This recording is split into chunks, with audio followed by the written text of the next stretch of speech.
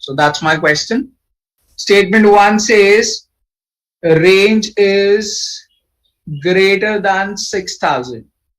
So if range is greater than 6,000, then by using the rule that standard deviation is lesser than equals to half of range, we can simply conclude that if range is greater than 6,000, then standard deviation has to be greater than or equals to 3,000. Now, if it is greater than or equals to 3,000, it might be 3,000, it might be 5,000, it might be 6,000. So upon comparing it with 5,000, whether it is greater or not, so it might be less than 5,000, it might be equals to 5,000, it might be greater than 5,000. So we don't have a definite answer to the question asked using first statement. So first statement will simply get ruled out. So AD will be ruled out. Second statement says range of the set is less than 8,000. If range is less than 8,000, then standard deviation has to be lesser than or equals to 4,000. Now, if standard deviation is lesser than or equals to 4,000, it can never be greater than 5,000. So we have a definite no to the question asked. Is the standard deviation greater than 5,000? Definitely not. So therefore, second statement is individually sufficient to answer the question asked. So the correct answer to the question will become option B. Simple, straightforward application of the rule. Am I clear about the question here?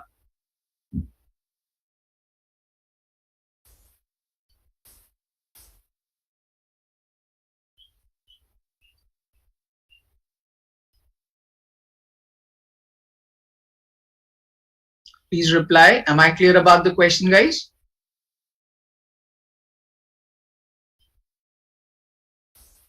Thank you.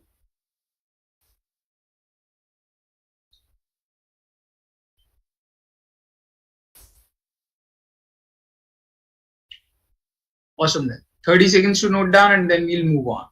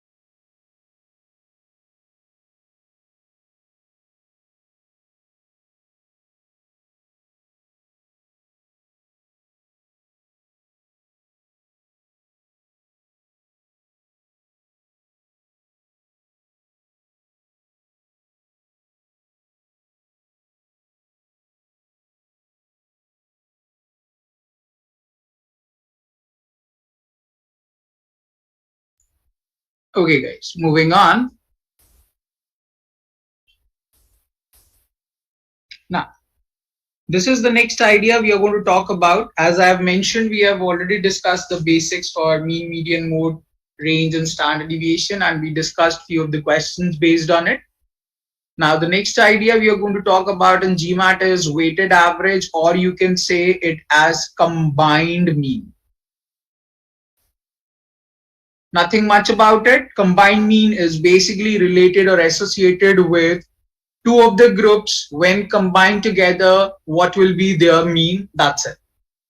So I'll simply write in a simpler form rather than discussing what exactly is written on screen. So you can simply ignore. But if you still wish to see it, I'm okay with that. But I'm going to explain my way. So simply remember what's weighted average. So we are talking about average only, but we are relating it with the weights. So total weights of all the items divided by number of items gives you the weighted average or the combined mean. Now, basically the point out here is, let's say there are two groups, N1 and N2, having N1 elements and N2 elements. let's say the average of the first group is x bar 1 and the average of the second group is x bar 2. So what will be the combined average of the two groups together? So what will be the average of two groups together?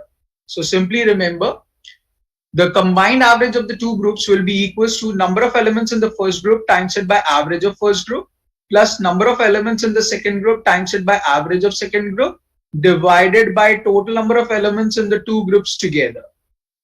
That will give you the combined average of the two groups. Number of elements in the first group times it by average of first group plus number of elements in the second group times it by average of second group. This will give you the total number of elements in the total two groups together divided by the total number of elements in the two groups. Now, the next thing which I'm going to tell you is just for your clarification. You might not see any question based on it, but you should know that idea. Basically, the point is, let's say there are three groups combined together, group 1, group 2 and group 3. So what will be the formula in that case? It will be simply number of elements in the first group times it by average of first group plus number of elements in the second group times it by average of second group plus number of elements in the third group times it by average of third group divided by total number of elements in the three groups together. That will be n1 plus n2 plus n3. The whole sole idea of discussing this point is, no matter how many groups are given to you now, you just need to simply increase this way and keep on getting your answer for the combined average. That's the whole idea. You'll see only one question in your book regarding this formula for three groups together. Only one question, and that too very simple one. So no need to worry much about it. But yes, there are going to be certain questions based on, or I would say certain logical question based on this idea. So you should be very much comfortable about it. First of all, take 15 seconds, 20 seconds, note down this formula, and then I'll explain about this concept in detail. Quickly note it down and then we'll move on.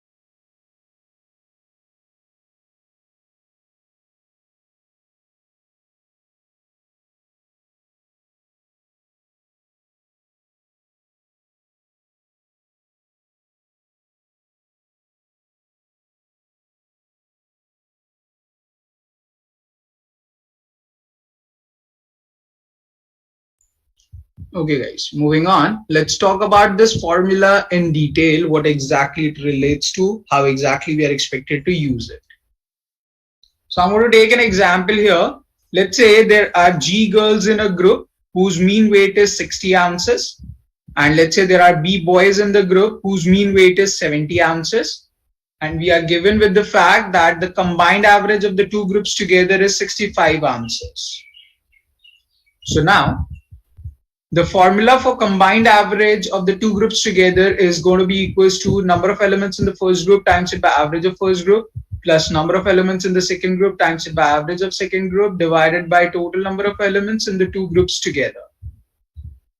Now we are given here that the combined average of the two groups is 65. So left hand side will become 65 is equals to number of elements in the first group, which is G, multiplied by average of the first group, which is 60, plus number of elements in the second group, which is B, times it by average of second group, which is 70, divided by total number of elements in the two groups together. That will be G plus B, because G corresponds to the number of girls and B corresponds to the number of boys.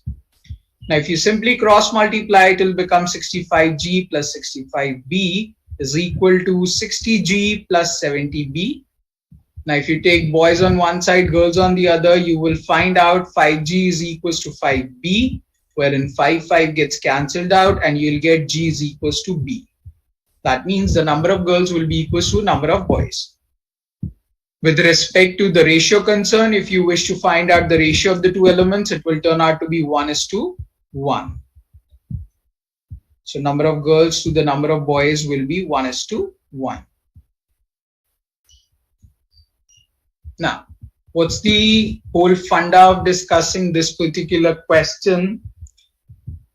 The idea is this much simple. If I would have asked you to simply calculate the average of the two numbers 60 and 70, it would have been 60 plus 70 divided by 2, which would have been equals to 65.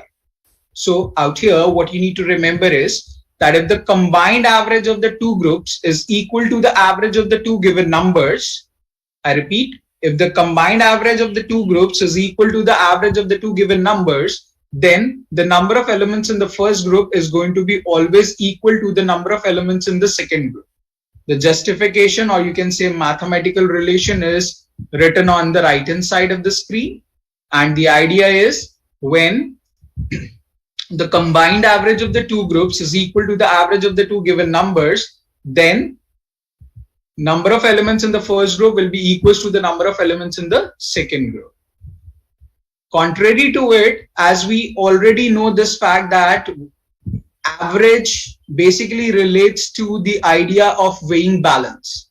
So wheresoever you will increase the weight, theresoever the average will start moving. So if you keep more weights on the left hand side, the average will move towards left hand side. If you keep more weights on the right hand side, the average will start moving on the right hand side. Now that means if this combined average is not 65, it is something greater than 65, near to 70. Even if it is 65.1, it is going to be greater than 65. That means emphasis is moving towards boys group. If the emphasis is moving towards boys group and the average is moving towards boys group, that implies the number of boys will definitely be greater than the number of girls. Similarly, if this average goes near to 60, that means something lesser than 65. So if the average is something lesser than 65, so the average is moving towards 60. That means emphasis is moving towards girls group. If the emphasis is moving towards girls group, it implies the number of girls would be greater than the number of boys. Bottom line, wheresoever the elements will be greater, the average will be moving towards that particular group. So if girls are greater, combined average of the two groups will be less than 65. If boys are greater, the combined average will be something greater than 65. If girls are equals to boys, the combined average will be equal to the average of the two given numbers, which is going to be 65 in this case. So simply you need to remember this way, that if the combined average is 65, the number of elements will be equal. If it is less than 65, that means emphasis is moving towards girls group, so girls will be greater. If it is more than 65, the emphasis is moving towards boys group, so number of boys will be greater. Am I clear about the concept here?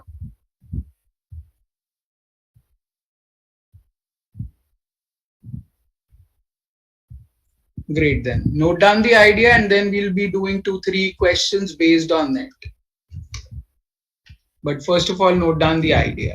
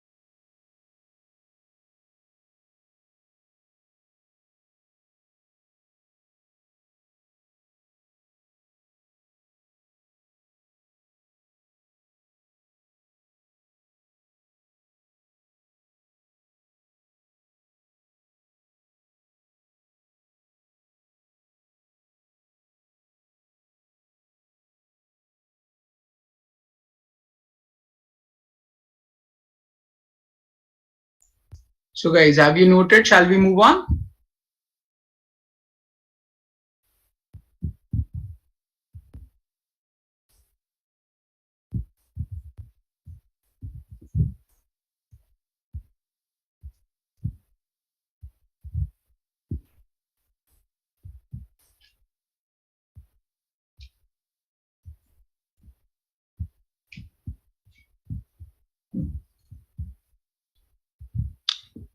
Okay.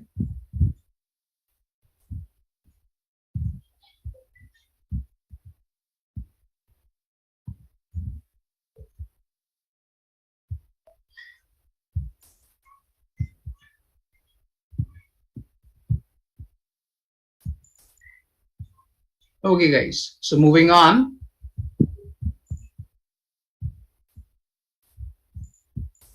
Try out this particular question guys.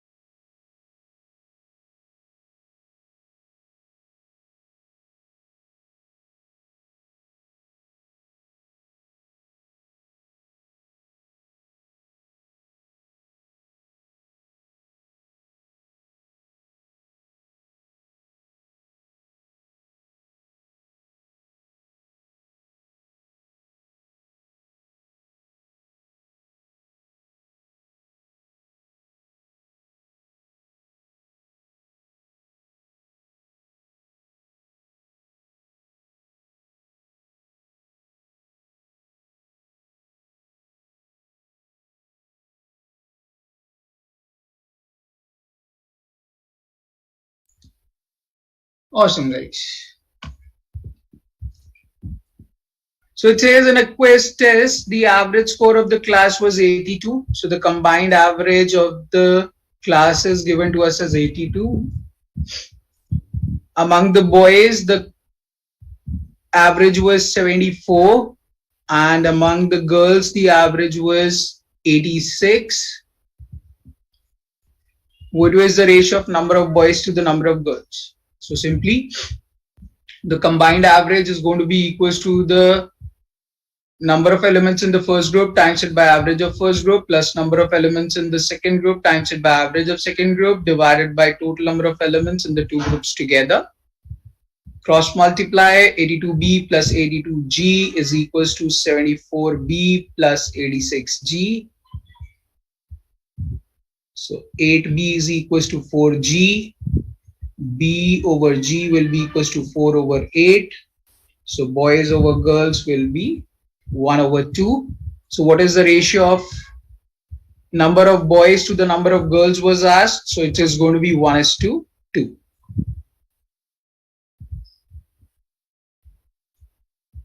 Almost the same thing what we have discussed in the theory part. Are we all clear about the question?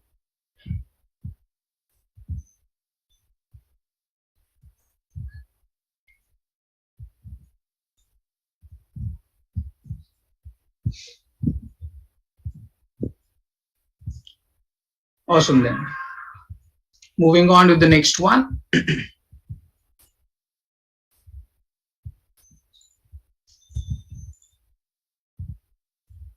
Yes, please. Try out this. In fact, wait a second. Yeah. Try out this question.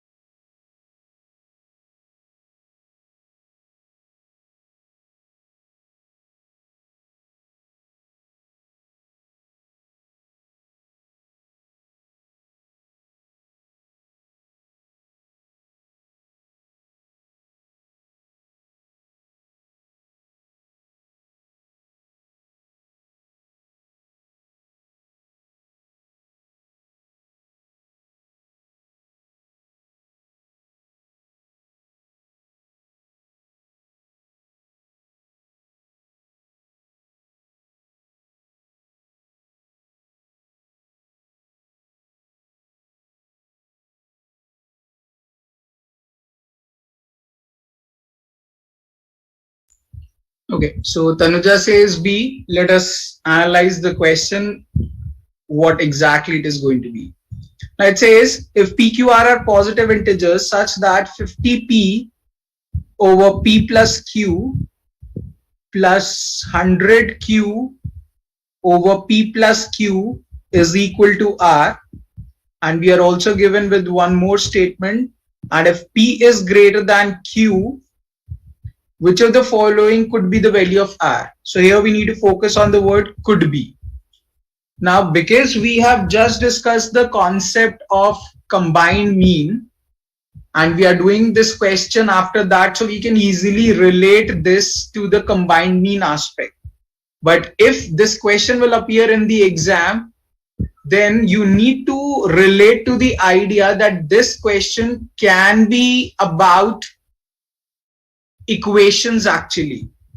So you might relate to that idea as well, and that will never ever give you the correct answer.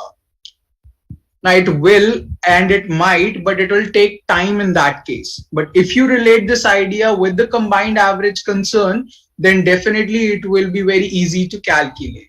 So basically the point is there is a group with P elements, there is another group with Q elements. Now 50P over P plus Q plus 100Q over P plus Q is equals to R, which means 50P plus 100Q over P plus Q is going to be equals to R. So if we relate this idea with the combined average concern, so number of elements in the first group times it by average of first group plus number of elements in the second group times it by average of second group divided by total number of elements in the two groups together is equals to the combined average of the two groups. So out here we need to consider this way that R is going to be the combined average. Number of elements in the first group will be N1, which is P. Number of elements in the second group, which is N2, which is Q. Average of the first group is 50, average of the second group is 100. And we are also given with the fact that P is greater than Q. If P is greater than Q, that implies the value of R, which could have been 75 if P would have been equals to Q. So it cannot be 75. It has to move towards 50. So any number in the given option set which is lesser than 75 but greater than 50 will be my answer. So that makes out option B as the correct answer, because my combined average needs to be in between 50 and 75, because we are stated with the fact that P is greater than Q. So if the number of elements in P are greater, that implies my average should move towards 50. So it has to be somewhere in between 50 and 75. And any option choice which is in between 50 and 75 will be the correct answer to the question. So just make sure that if some way or someday such kind of statement is given to you, you should be able to relate to the idea of combined mean like this. So guys, does that make sense to everyone?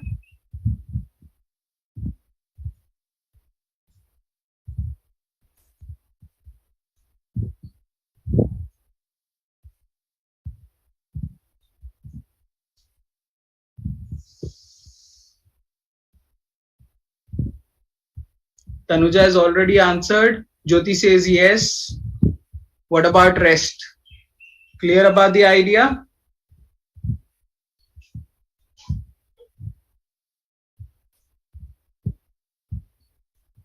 Great. 30 seconds to note down and then we'll move on.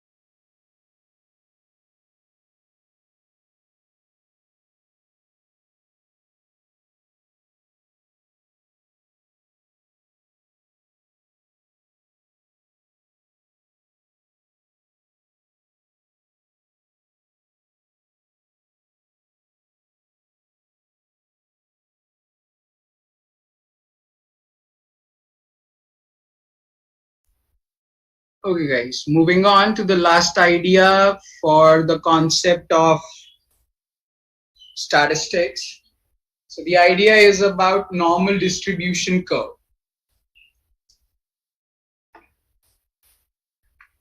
Now if you have already studied this concept somewhere in statistics or math, I would suggest you to forget everything what you know about it, because it's going to be somewhat different out here.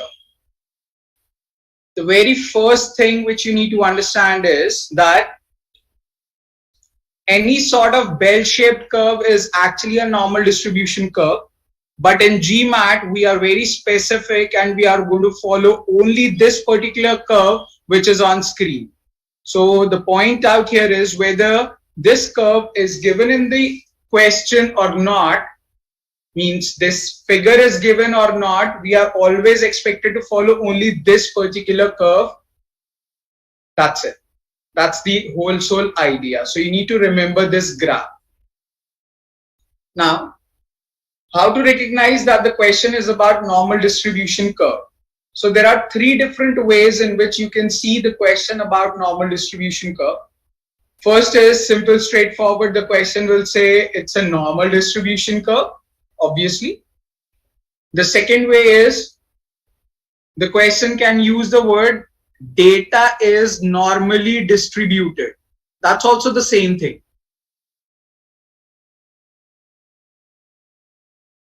So if the data is normally distributed, that means he's talking about normal distribution curve.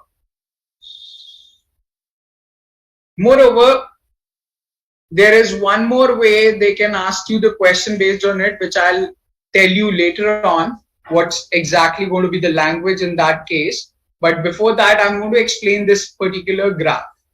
So simply remember out here that there are going to be 6 different portions in which the complete graph will be divided into. So this is going to be portion 1, this will be portion 2, this will be portion 3, this will be portion 4, this will be portion 5, and finally this will be portion 6. The middle way, which is M, is going to be the mean. So M out here denotes mean of the series, which is going to be in between, and D out here is representing the standard deviation of the data. Simply remember 50% of the data will lie ahead of mean and 50% of the data will lie below mean. 50% of the data lies ahead of mean and 50% of the data lies below mean. These will be divided into 6 portions and the percentages of these 6 portions will be fixed. First, we'll have 2%. That means 2% of the data lies within this region. Second has 14%. That means 14% of the data lies in this region. Third portion is 34%. Similarly, fourth is also 34%. Fifth is 14%, and sixth is 2%. One more thing out here which you need to understand, that this graph is actually touching x-axis, which is not in the actual case. It's a mistake out here. So the graph should look like somewhat this way, guys.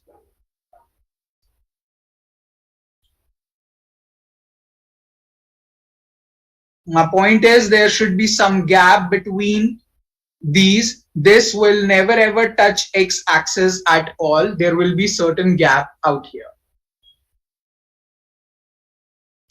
Now simply this is M, this is M plus D, this is M plus 2D, this position is M minus D, M minus 2D. What you can simply relate out here is that these 5 values which are written are actually in arithmetic progression. If you see M minus 2D, M minus D, M plus D, M plus 2D is basically about arithmetic progression wherein the common difference amongst the terms is same. So the question can ask you in association with normal distribution curve. The question can use the word data is normally distributed.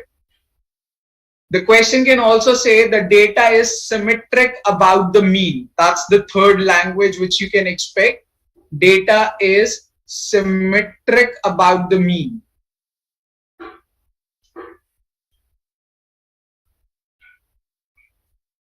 Now, symmetric about the mean basically implies to the fact that the terms are in AP, arithmetic progression.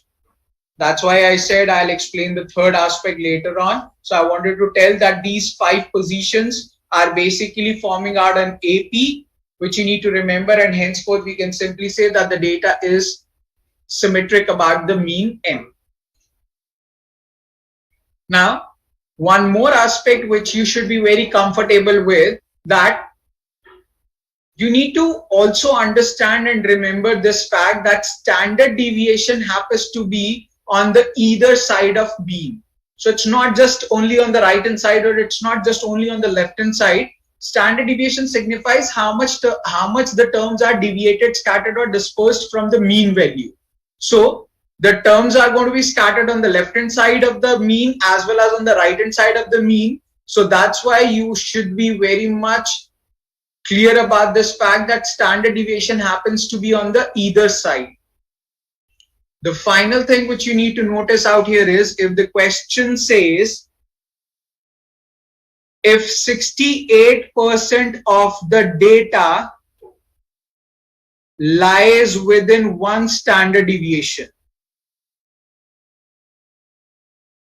if 68% of the data lies within one standard deviation, you can clearly see the fact that the question is talking about this particular curve in specific, wherein 34 plus 34 makes out 68% of the data within one standard deviation starting from this point to this point.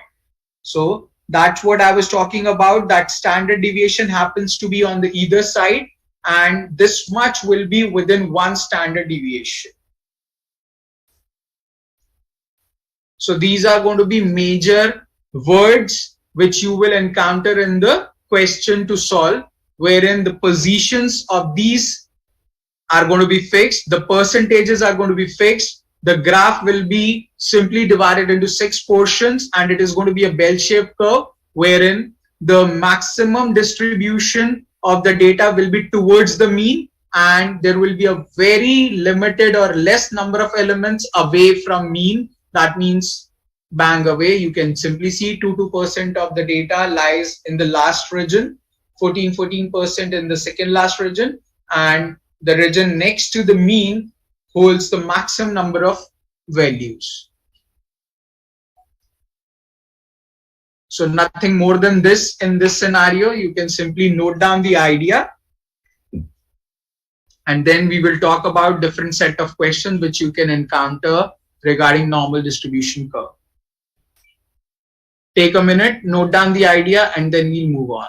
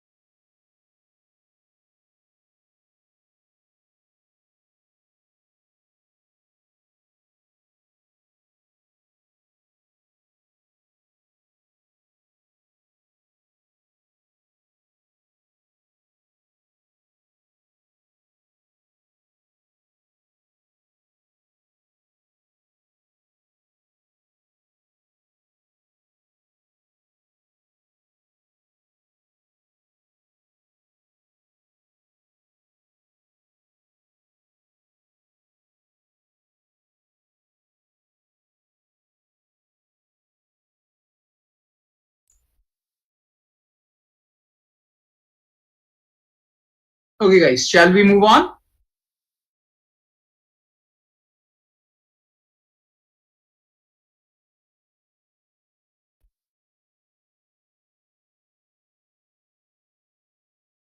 Awesome.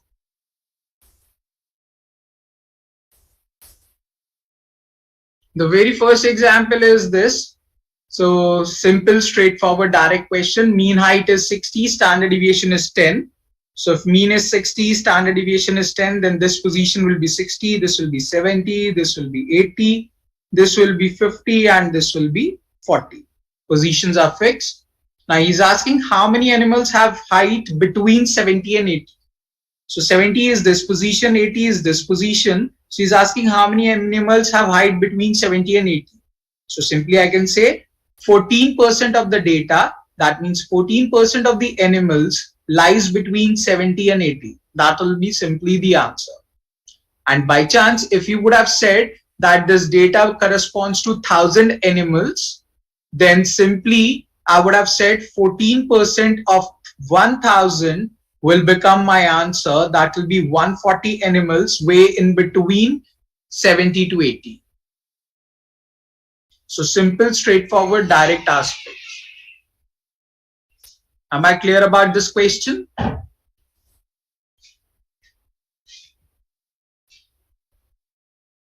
Great. Note down this question and then we'll talk about the next question in place.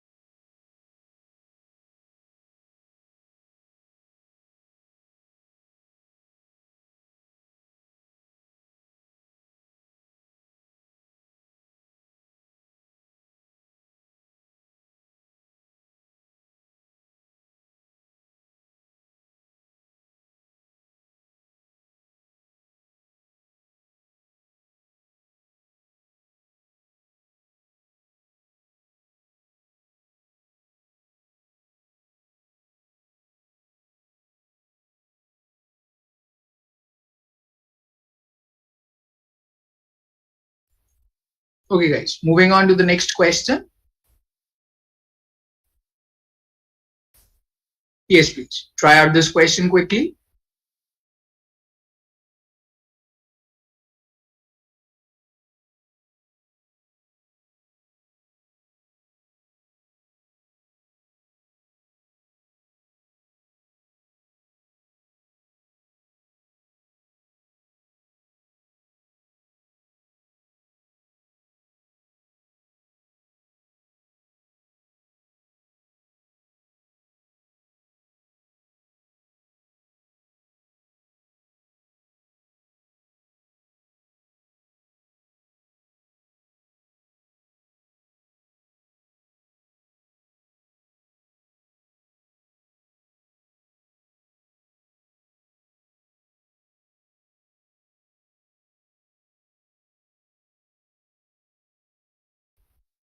Okay. So it says a certain characteristic in a large population has a distribution that is symmetric about the mean M. So simply symmetric about the mean M relates to the fact that it's a question about normal distribution curve. Then further it justifies if 68% of the data, if 68% of the distribution lies within one standard deviation, which further confirms this particular chart to be followed. Then he's asking what percent of the distribution is less than M minus D. So M minus D is this position, lesser than that. So 14 plus 2, that will be 16% of the data will become my answer to the question. By the way, just to relate, this is an actual question from the official guide, but we have changed this. Actually, in the official guide, it was asked what percentage of the data is less than M plus D. So the point is M plus D is going to be this position and lesser than that will be this much, and including everything till here, will be 84% of the data. That will be the answer. So this is the question from the official guide itself. It's the official language of the question which you can expect.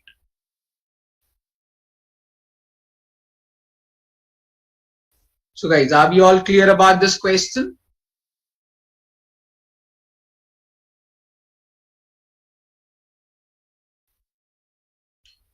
By the way, 99.99% is the chance that this question will not turn up in the exam, but by chance it turns up because it's a part of official guide.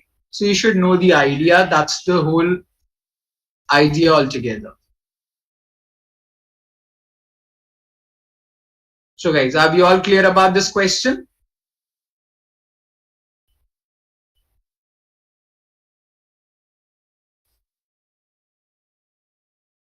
Great then. So conceptually, this is what we needed to know about the concept of statistics. So here we are going to conclude